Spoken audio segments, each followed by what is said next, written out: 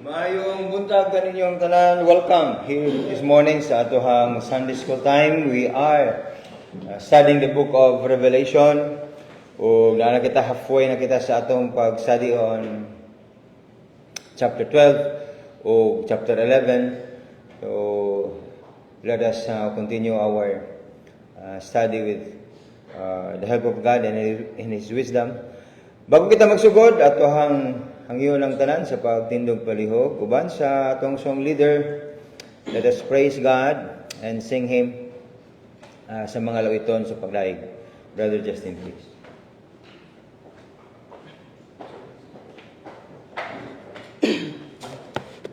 Good morning, our friends. So pick up our hymnals and over the hymn number 212. Hymn number 212, Oh Happy Day.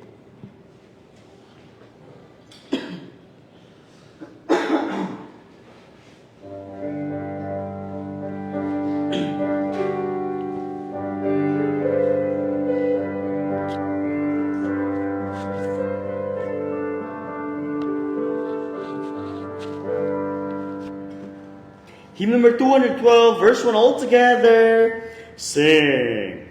Oh, happy day that fixed my choice on Thee, my Savior and my God. Will make this glowing heart rejoice and tell its raptures all abroad. Happy day, when Jesus washed my sins away. He taught me how to watch and pray and live rejoicing every day. Happy day, when Jesus washed my sins away. Oh, happy bond that seals my vows to Him who merits all my love. A cheerful anthem fill His house, while to the sacred shrine I move. Happy day, when Jesus washed my sins away. He taught me how to watch and pray and live rejoicing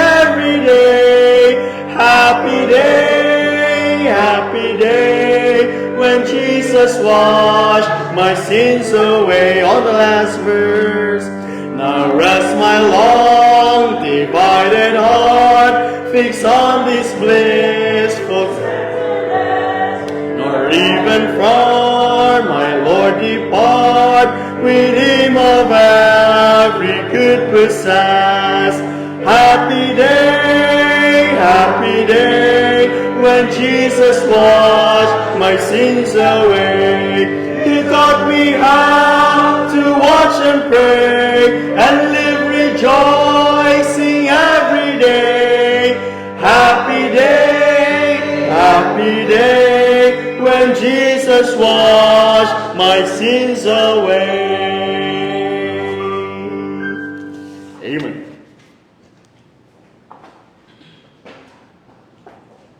Oh, happy day indeed, no? Ugang po kita.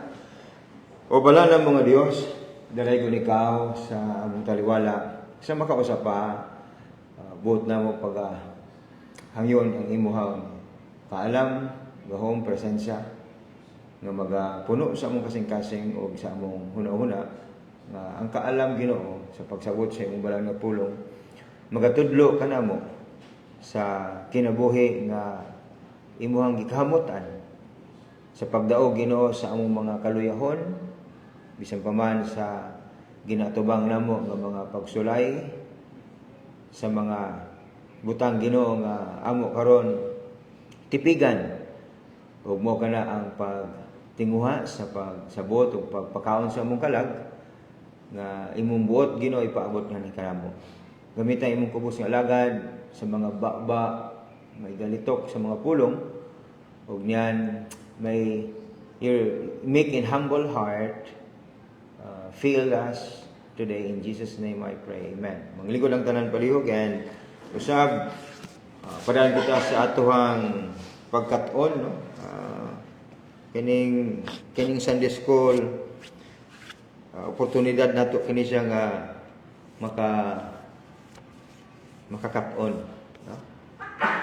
Hapit na nako ma-develop ang pamaagi bitaw sa atohang Sunday school nga mo hands-on ang mga estudyante.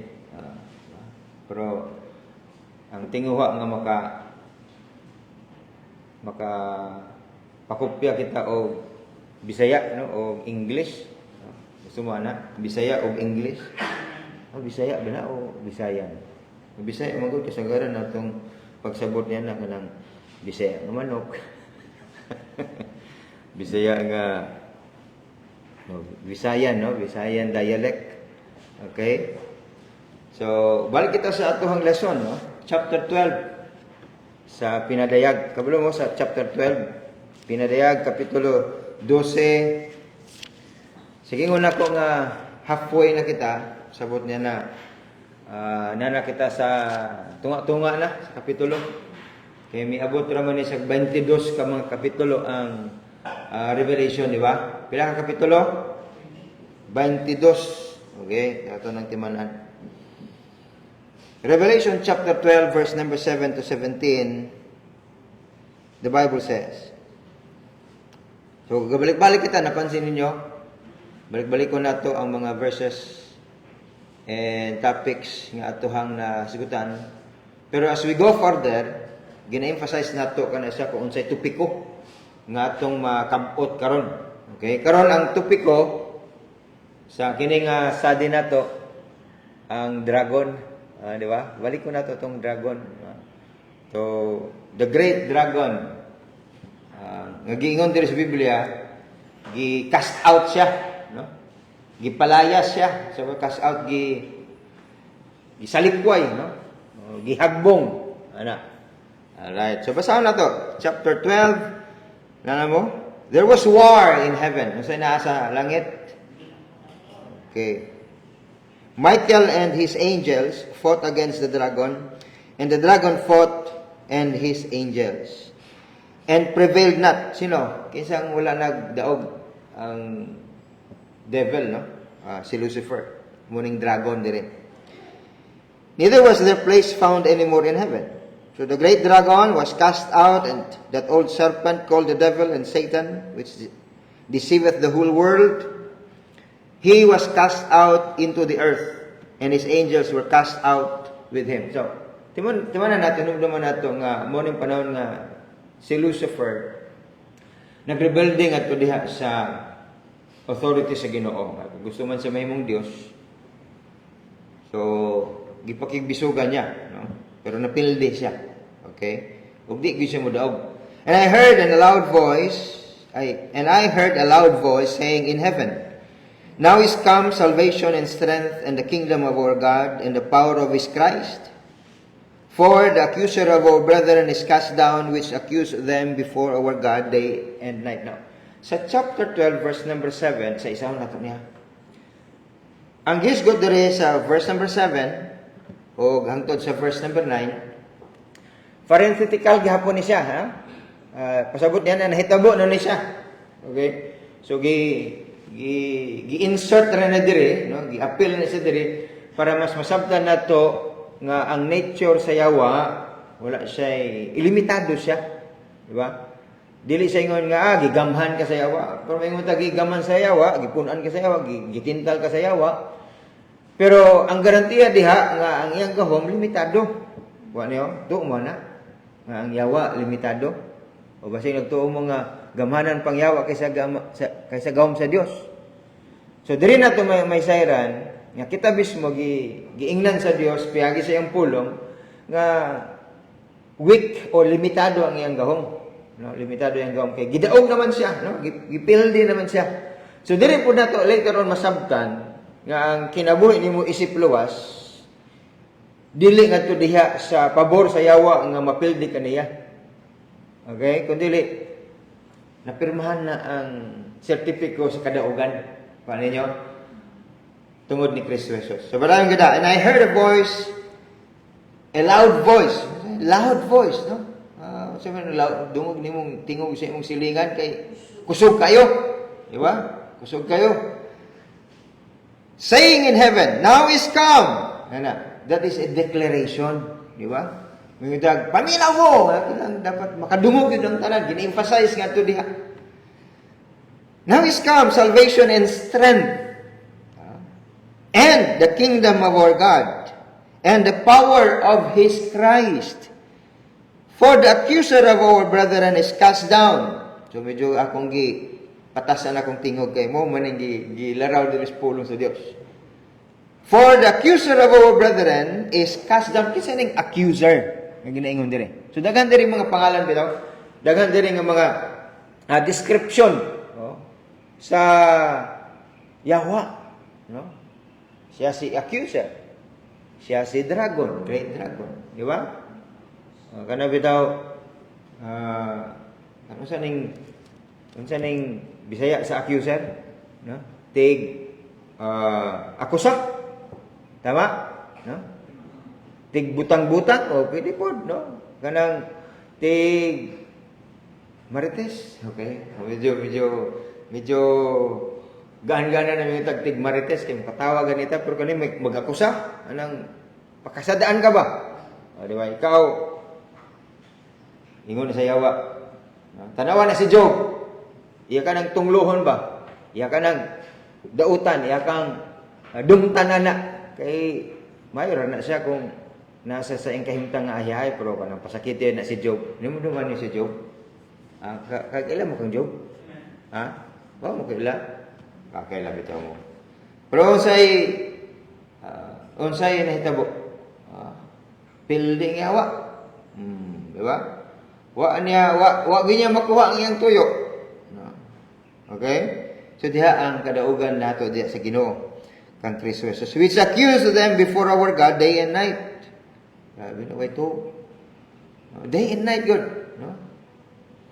And they overcame him by the blood of the Lamb. So this is it. Ginahisgot diri nga ang atong kadaugan diha ang Kristo. So wala ato, no? Wala tay kusog, wala tay gahom. Whatsoever claim nga na ka nato nga nadaog na ako akong kinabuhi ko ron, bakak na. Di na nimo madaog imong kinabuhi nga naman. Mahuyang man ta. Gawas kang Kristo, mahuyang kita. Okay? Therefore rejoice, ye heaven, and ye that dwell in them. Woe to the inhabitants of the earth and of the sea, for the devil is come down unto you, having great wrath, because he knoweth that he hath but a short time. And when the dragon saw that he was cast unto the earth, he persecuted the woman which brought forth the man-child. And the woman were given two things of a great eagle, that she might fly into the wilderness, into her place where she is nourished for a time and times and a half a time from the face of the serpent. And the serpent cast out of his mouth water as a flood after the woman, that he might cause her to be carried away by the flood. And the earth helped the woman, and the earth opened her mouth and swallowed up the flood, which the dragon cast out of his mouth. And the dragon was wroth with the woman, and went to make war with the remnant of her seed, which keep the commandments of God and the testimony of Jesus Christ. Now, medyo laglong gining mga gisulat diri, kay di nato ni makuha sa pag-apply sa literal nga sense. Kung ato ning isa man ning giingon diri nga dragon, so di man na nato ma-apply nga literal, di ba? Kundi descriptive terms na siya, gidi ang paglaraw nga tudi sa yawa. So para di mo maglibog, dragon meaning the devil, no? Or Satan. Okay? Tapos kining woman, it speaks about the nation Israel. Okay? So walay lain diri nga woman, no? Dili pud ni si Maria. Dili ni si Maria, no? Dili ning giingon nga siya nang babae diha nga gitagaan og proteksyon sa Ginoo, gi pakabalaan sa Dios, dili. Karon. Number 1, para diri na ta. Sa verse number 9, gipahayag diri ang pangalan. So ato maning na tackle or na take up sa atong lesson last Sunday. So dalion na nato ni. So gihatag diri ang paglaraw sa kinaiyahan o kinaiya sa yawa. So say ang atohang mali usay kay dili nato mahibaw-an bitaw ang kinaiya sa yawa. Unsay ang kinaiya? So dapat gyud ta day mahadlok, no? Ingon pa nga, ano mahadlok man kag dragon nga di man na tinuod. O bitaw, no? Ngano mahadlok man kag dragon nga kano say kanang maingon tag ang kung ang usa ka tawo daw, the way you describe a person sa iyang batasan, say ka say ningon ta murag iro sa pasabot batasan sa iro murag naa sa imuha, termino lang na siyang ekspresyon, no? Termino dili sa iro, mura rag batasan sa iro, no? Di ba pwede nga mura kag iro unsa man ko namaghot, oh, di ba? Ito may mura kag irong buang, no? Unsa man pasabot niya na. So kabalo na ta, di ba? So may utag kay dragon, may utag dragon, hadlok ko na siya nga, hadlok ko na siya nga, hindi nimo dapat dulan. Oh. So muna usa sa iyahang nature. So kung ato na po i-describe, no? I-drawing na to sa atong imahinasyon, no? Usa ng dragon. Kasagaran ka nato mahagbong adto diha sa pagtuo nga kini siya tinuod ang dragon kinagod sa Bible. Oh.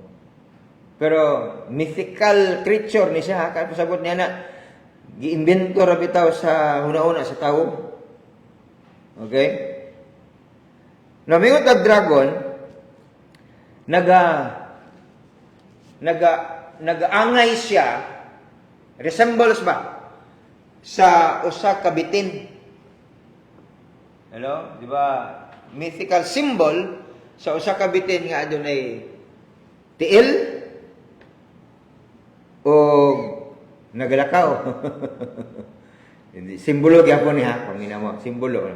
So, kasagaran ang dragon, unsa may dragon? Kasagaran gyud ang iyang kinaiya mapintas, mabangis. Di ba? Mo ganin na usay mingutan. Sam ko ay mara makag-dragon, pasabot ba di ka maduulan, mapintas ka, no? Delikado ka, di ba? So di na nimo duulan, basta delikado nga bitag kan tao ba, bitag dragon mo nagbatasan. So ayo nagdura na diha kay na. Masig bugahan kag kayo. You are describing a person kung unsa sa ka? Unsa sa ka? Bangis. Hello? Pero sa mahagit po ta sa tong garbo ba mingon ta? Ang garbo ba? Ikaw kumpiyansa ka na ako, mugawas ka na ining dragon nga kinayan ako da. Anang garbo man na siya, no? Garbo. Okay? Sagaran gyud sa tao nga nay garbo, pareho po ning kahagbungan sa yawa. Di ba? Ang yawa puting taas sa garbo, no? Ito, kung natay garbo sama sa yawa, unsa may resulta niya na? Abi natog natay gahom, abi natog kanang samang hunahuna sa yawa bitaw nga iyan ang labawan ng Dios, no? Iyan ang pukanon ang mga anghel sa Dios. Ana, di ba? Garbo man na sa yawa. Mo puno may tabo nimo, mahagbong pug ka mo, no? Sama kang Lucifer. Di ba? So di ato naman tayo, no? No, adto kita.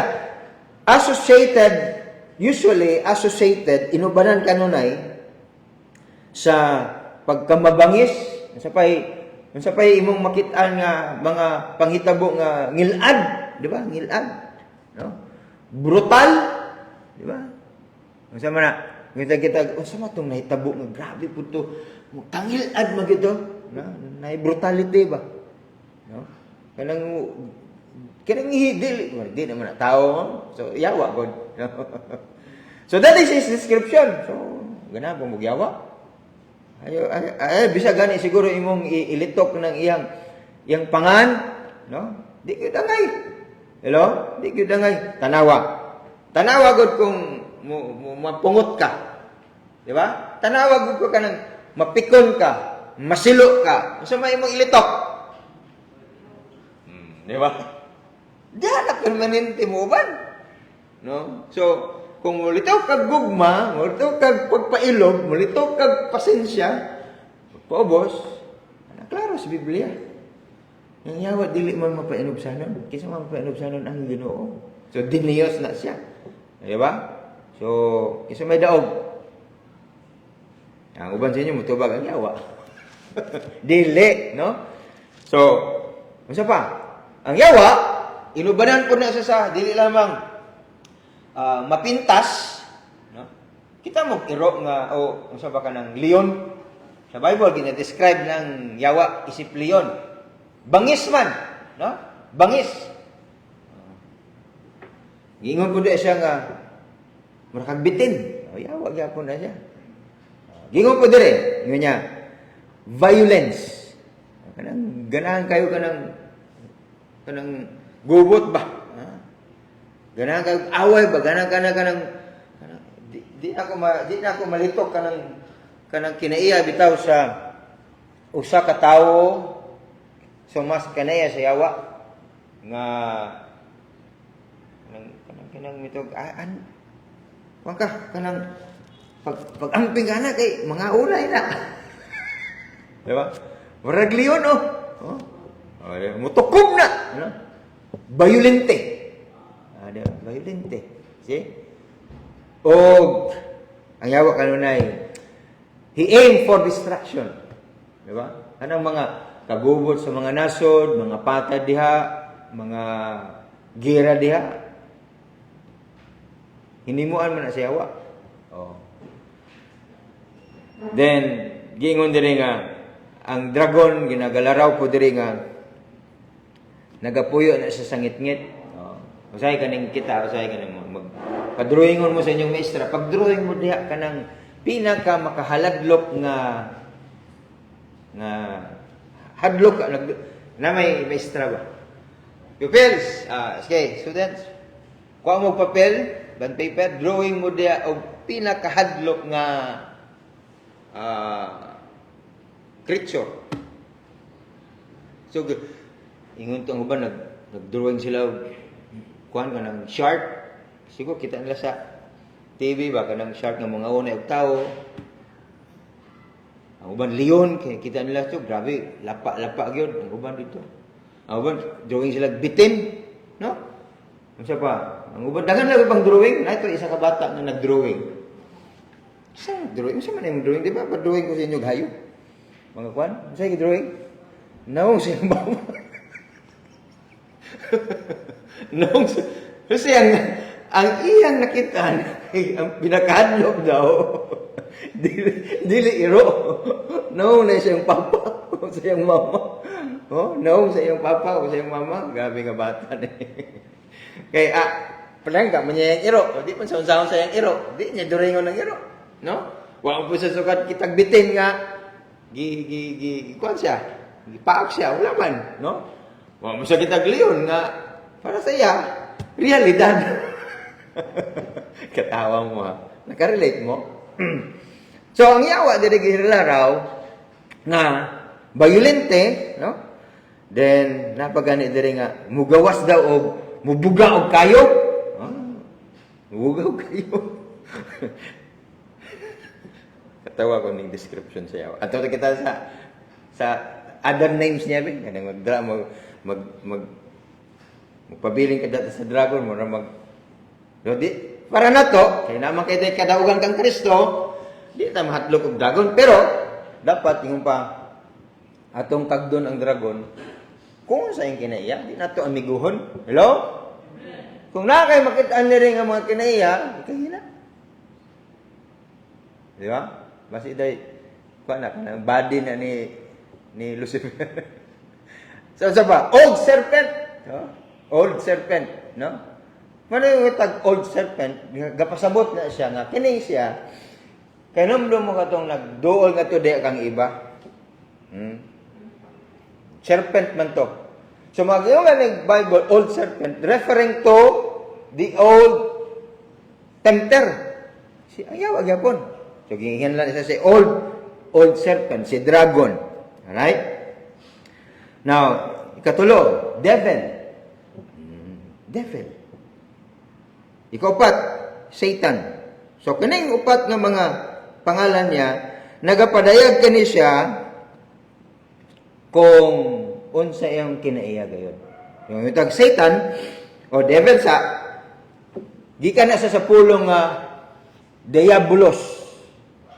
Diabolos. O Diablo. Okay? Sa Spanish word, no? Meaning, itag Diablo accuser na siya. No? Siya a false accuser. So kanunay nagalaraw kani siya higaligson nga the devil or Diablo kanunay gyud nang kung naaman siya sa presensya sa Ginoo, he is there to accuse. No? Mudala sa kanunay og iakusa. No? False accuser, tema na false accuser. So sa Bible, giingon dara sa Job chapter 1 to chapter 2. Ngang gi-accuse niya si Job nga mupakyas na si Job. Mupakyas na siya. Kana si Job na kung ikaw anak sa Ginoo nya matinud-anon ka sa Ginoo, nakabulog ang Ginoo sa imong kasing-kasing. Tuhok, no? Lahos gyud dia ang pagtagad sa Ginoo kang Job, no? Nga wala ngadto dia masabtan sa yawa. Dili man ka. Nakit anadan sa Dios kung unsa si Job. Ang yawa dili. Siya mo kumpiyansa nang ningon ang yawa ka di makapinangga sa Dios. Di man nakabasag kasing-kasing di man nakabasag una-una ang yawa. Ha? Di man nakabasag adto sa imong kasing-kasing. Mas nakabasa ang Dios, nakailang Dios tuhok sa imong kinabuhi kaysa yawa. Okay sa may imong tuuhan. Di ba? Pwede nimo bakakan ang yawa. Pero ang Diyos dili mo bakakan. Di ba? Pwede nimo limbungan ang yawa. No? Pero ang Diyos dili nimo malimbungan. Tanawan ni karon ng kahimtang ni Job. Abi ni sa yawa, tinuod ang iyang tumong, magdaog siya. Pakyas gapon siya. Abi sa gipanitan na niya si Job. Di ba? Tinod. Gipanitan niya gyud na si Job. Yubuan gyud niya si Job. Mo maingon si Ginoo. Si kabalugo. Wa niya giingnan si Lucifer o si old serpent o si dragon nga Ay natadoy kay di na nimo mailad si Job. Wa niya giingnan na. Wa niya giingnan. Biya kay sulayan. Oh, gipanitan gyud sa pa, gihubuan gyud sa pa, gipasakitan gyud sa pa. Mora ba nang tumong sa tao no kay ang yawa proven and tested niya mas panahon pa ni Adan ug ni Eva. Oh, katuragane ang ingon ni old serpent kang Eva. Ano paminaw dia sa giingon sa Ginoo kay nag-ingon na siya kay para di siya nimo malabawan. Kung imo ning kaunon nun, mamay mo kang sama sa iyang kaalam. Oh, tuopod si Eva. Pwede ta, to be fair, no? Isa po ta, usahay ka na mo tuopod sa honghong si Hawa. Mahungan man ka sa Hawa. Oh, mahungan yun ka sa Hawa. Nakaroon, gani, sugod na sa honghong nga na sa imo. Di komedya ha. So, Satan. Kung mayroon akong tag Satan, sa Bisaya sa Satan. Masa pa Bisaya sa Satanas? Ha? Ganahan na si Satan, nilutok niya yung pangalan labi, nagsuko ta. So, the word Satan, pasabot niya na adversary. Adversary. Kalaban, kaaway. Sa kanay, kung mubarog ka ng yawa sa imo tubangan, he stood there against you. Against you, yun na siya. Di na siya mo pabor. So, ang yawa is all about an enemy nga nag-oppose na siya sa tanan nga butang nga gusto sa Dios sa imong kinabuhi. Ka-relate mo? Ang kabubuton sa Ginoo sa imong kinabuhi, napanggaon nimo siya, simbahon nimo siya, alagaran nimo siya, niya sa magkaroon ng madungog ning diya. Daghang tentasyon, pastor, no? Di kasugako dali. Ayaw ni sige no, lagi na no. Tugi na. Pero di ay mubarog ang yawa, dili na pabor nimo, no? Kana maingon ka nga kana bitaw mabati nimo. Si Job, no? Hapit na gid unta to. Hapit na gid unta to. Diba? Ang the only person nga iyang gina-expect nga mauban niya, mo suporta niya ang iyang asawa. Oh. Hapit na gid na to. Ingon man iyang asawa nga tuto ka na imong Ginoo nga sa likway na siya. Nya pagpakamatay na diha. Puti sakita no. Curse God and die. No? Nya. Ay naghawi na imong kinabuhi, nagantos na kadiha. Tungluhan na imong Ginoo. Di ba? Atong yawa, hapit na. Hapit na. Daog na ko ani. Wag yun, naon nakadaog ang yawa. See? Tumupo na sa atong kinabuhi. Ang yawa, gusto niya, pukanon ka. Then we need to recognize who the devil is. No? And what he stands for. Siya ba pabor nimo? So he opposes, nagapamatok siya sa butang nga gusto sa Ginoo. Siya kanunay nagapamatok sa tanan nga paningkamot sa Dios nga himuon. Sa imong kinabuhi, pinagi sa imong kinabuhi. Siya kanunay nagapamatok ngadto diha sa anak sa Dios. Nagapamatok siya sa mga katawhan sa Dios, sa plano sa Dios. Nagapamatok siya bisag pagani sa buluhaton sa Dios. Nagapamatok siya ngadto diha bisag pagani sa simbahan sa Dios. Pero ni Kristo Jesus, and the gates of hell shall not prevail against it. When he founded the church.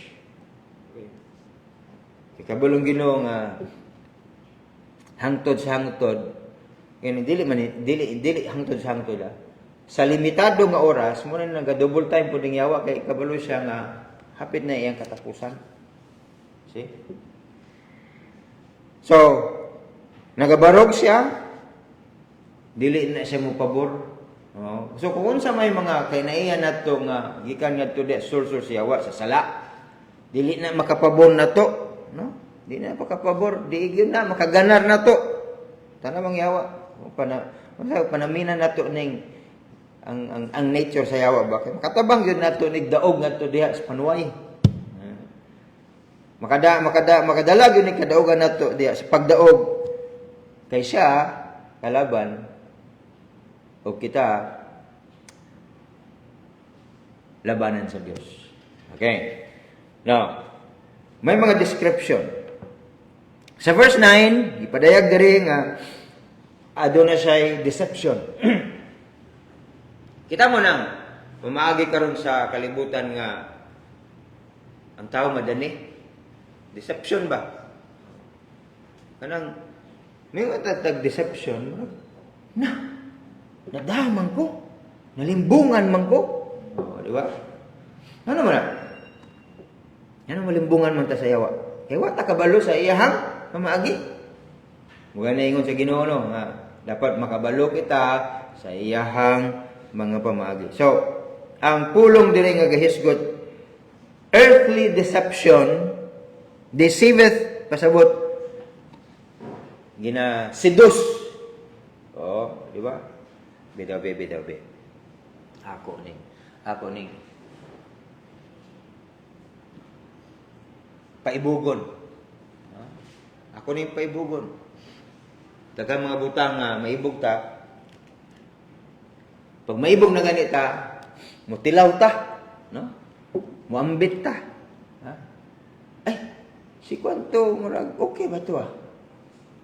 Ang ato lang gitan-aw katong resulta.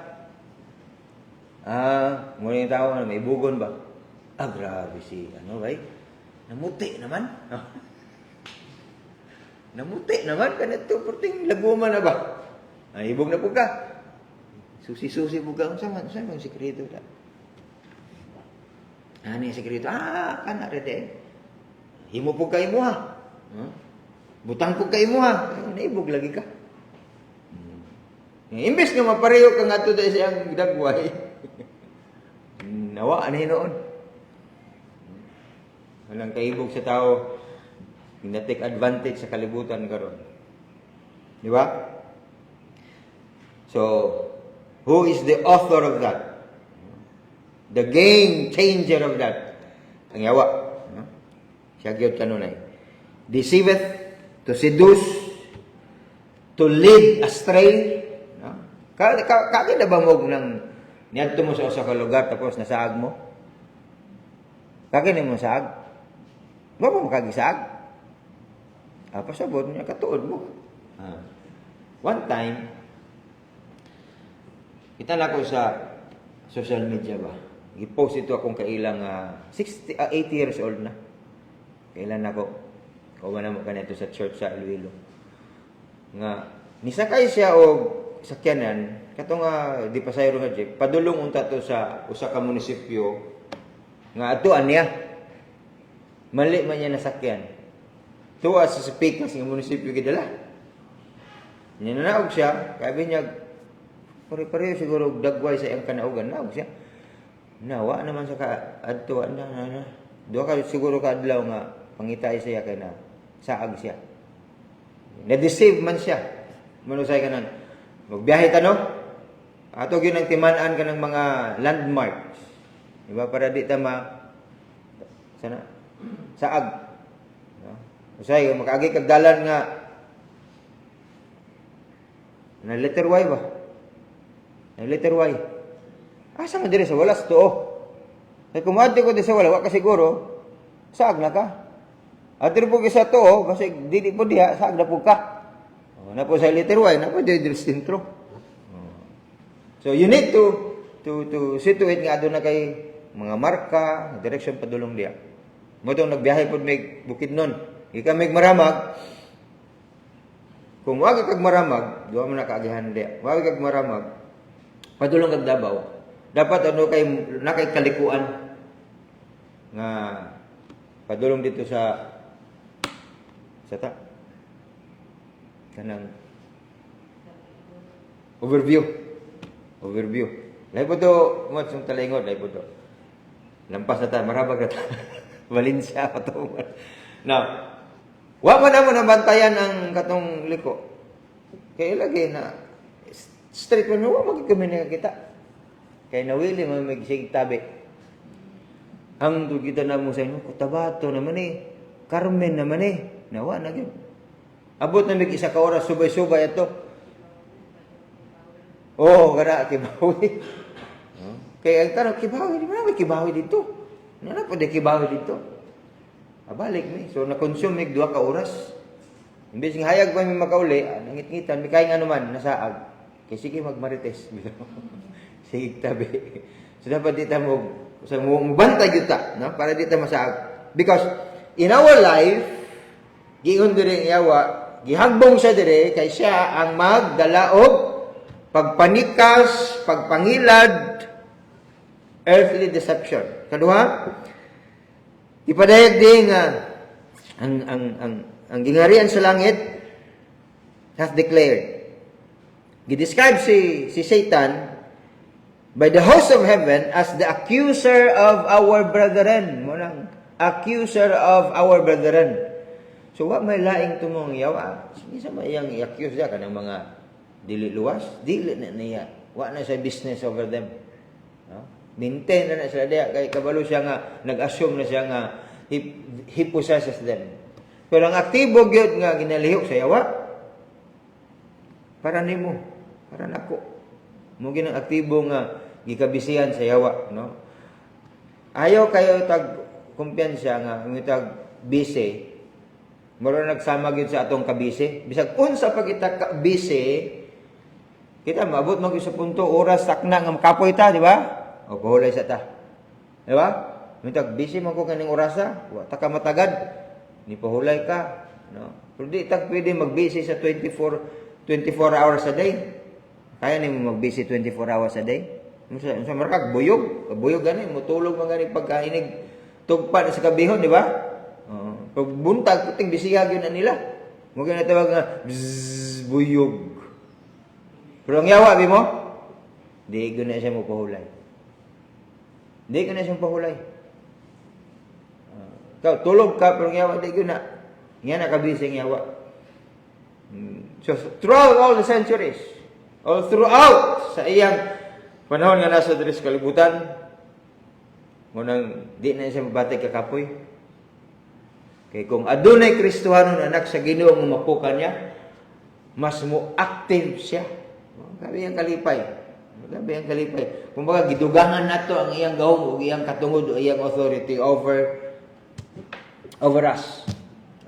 Pukan na si Kwan, di ba? Pag napukan na si pastor, ada ka na mapukan. Hugyaw ng yawa. So kung mapukan ka, lipay ka ng yawa eh. Now last. Di mana na to?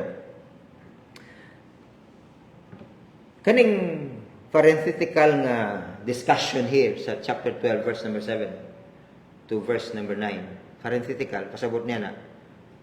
Gikan sa verse number 7 to verse number 9. Verse number 9. Nagahisgot kani siya sa katong nahitabo na sa langit kinadto nga adunay gira. Pagkapukan ni Lucifer, defeated siya. Yung diri adunay archangel. So para dili ta ma libog. Yung tag anghel gani.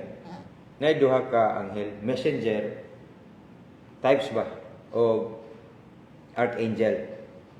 So may tag archangel, mga warrior na sila. Mga defender of the throne na sila. Napoy messenger. Padala na silang mensahe. O si Angel Gabriel, dili na siya archangel. Kung dili siya, messenger na siya. Nga anghel. Para si Michael, mo na siya ang archangel. Warrior angel. So, ang kadaugan, no, gipildi ng yawa, na-expelled na sa langit, no, gihagbong na sa kalibutan.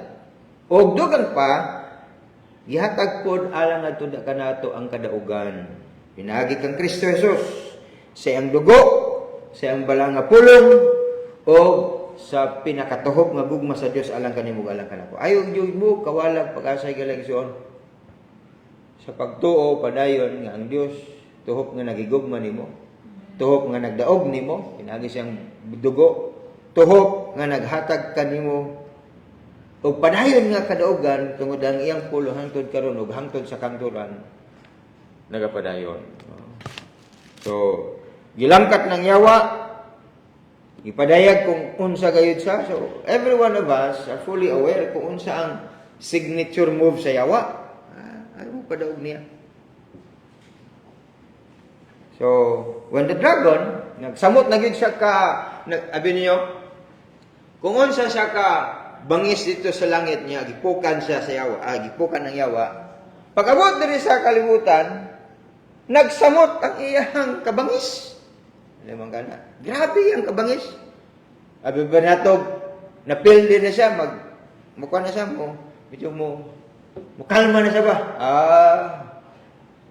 He made himself diri sa kalangit, nagpadayag sa iyang kabangis. So, sa iyang focus, when he attacks, the Bible says, the inhabitants of the earth, the inhabitants of the earth, when he attacks, mugani nang gipronounce niya nga, a divine woe to the inhabitants of the earth. Dili naman ma-filter sa yawa o dili na ma-filter ang kapungot sa yawa. Dito sa langit, ma-filter pa niya. Pero dire, dili na ma-filter. Dili na masala. Kay kabalo ang yawa, nga limitado lang ang iyang panahon. Rampage yun siya. Wild kung tama ng yawa sa pakigbisog ug pagpukan. Then, his focus in verse number 13 to 17, the primary object, mga primary object mo, kinayang puntarya, wala ilain. Masa may puntarya sa yawa? Ang pinili sa Dios.